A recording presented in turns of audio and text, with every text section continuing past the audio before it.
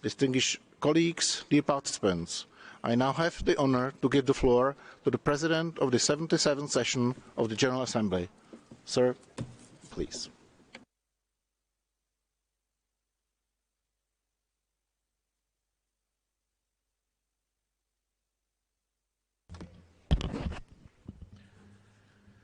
Thank you very much, Mr. President, Mr. Secretary General, Mr. High Commissioner, Excellencies, distinguished delegates.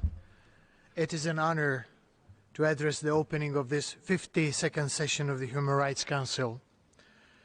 We are celebrating the 75th anniversary of the adoption of the Universal Declaration of Human Rights. This year is also the 30th anniversary of the adoption of the Vienna Declaration of Programme of Action. And while there is much to celebrate, any festivities are clearly superseded by reality of the world in a state of disarray. We are facing unprecedented, cascading and interlocking crises.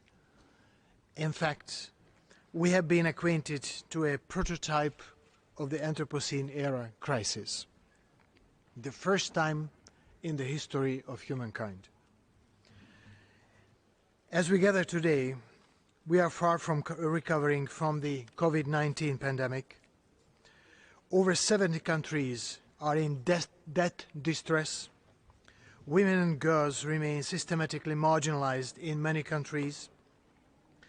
We simply are not on track to achieve the 2030 agenda.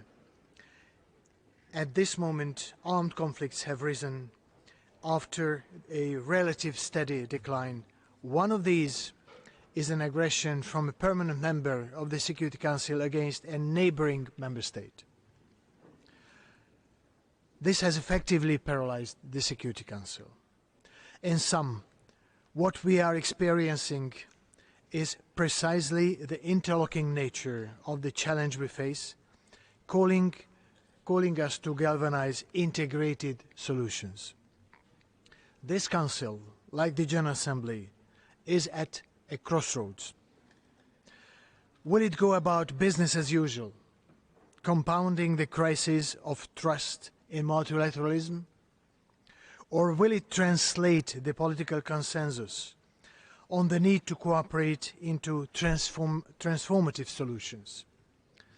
Excellencies, today I want to advocate for a transformation of how we do things.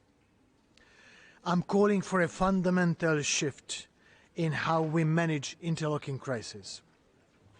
Now, nowhere is there more apparent than in tackling climate change. Climate change, the crisis of this generation, threatens human rights to water and sanitation, food, health, adequate housing, and in certain cases, self-determination even. Climate change is already threatening the right to life of many. Integrating the grim reality of climate change with the insecurity of human rights, the General Assembly, following the lead of this Council, recognized that a clean, healthy and sustainable environment is a human right. So, what does it really mean?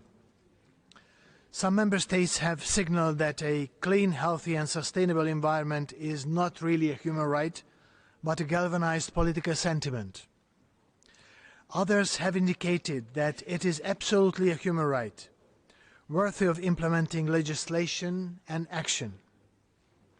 Yet others go further and believe that a clean, healthy and sustainable environment is a human right, but is collective rather than individual. Some scholars say it is both. I welcome the fact that these discussions exist, and I call on this Council to help us go further. After all human rights have their origin in political recognition.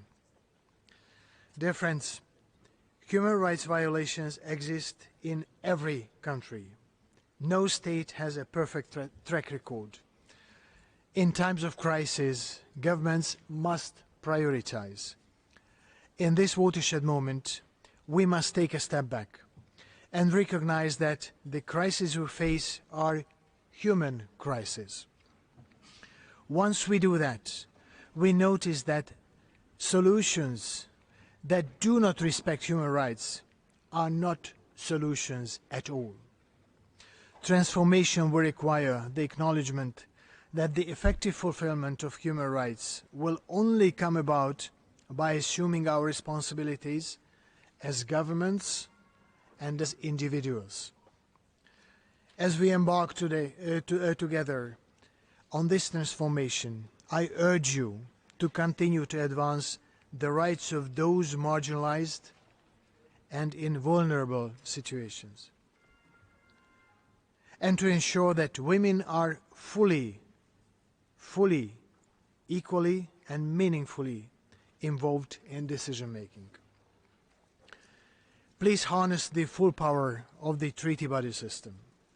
On my side, I will continue to urge the General Assembly to mainstream human rights throughout its work. Let's start conceptualizing prevention as a path towards peace and inclusive societies. My hope is that by addressing the crisis of trust head-on, putting the rule of law front and center, we will pave the way for the transformation that our societies and our institutions desperately need in this time of crisis. As Nelson Mandela so eloquently expressed, to deny people their human right is to challenge their very humanity.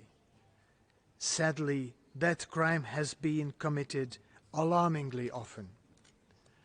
As we move forward, please keep this in mind.